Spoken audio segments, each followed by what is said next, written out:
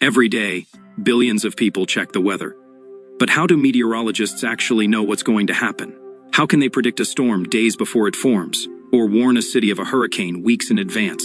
Let's break down how weather forecasting really works, and why it's a lot more high-tech than you think.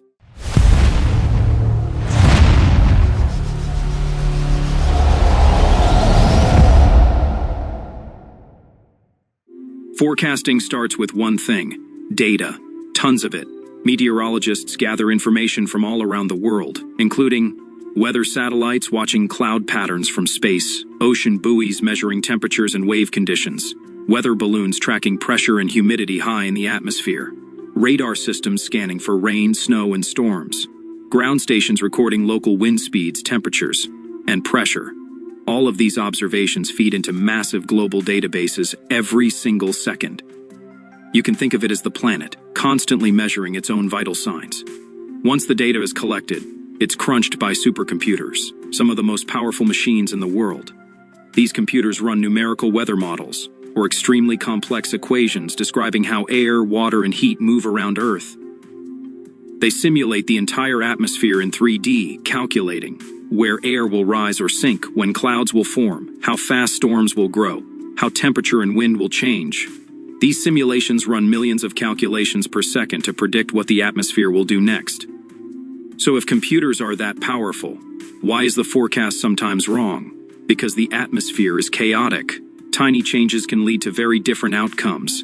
A small shift in wind speed, a pocket of warm air, or a patch of ocean temperature can dramatically change the weather.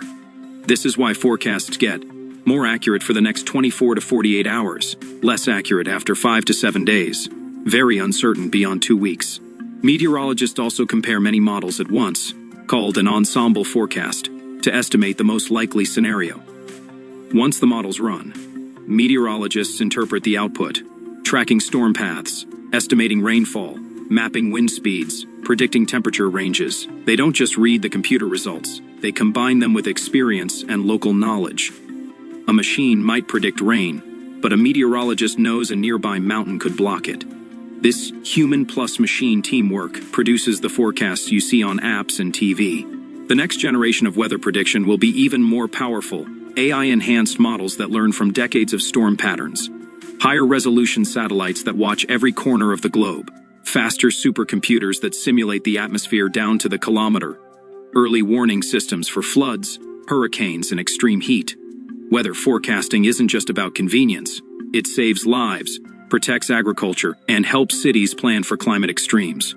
So the next time you check your forecast, remember, it took an entire planet's worth of sensors and some of the smartest computers on Earth to tell you whether you need an umbrella. Like what you saw. Don't forget to like, subscribe, and check out the next video.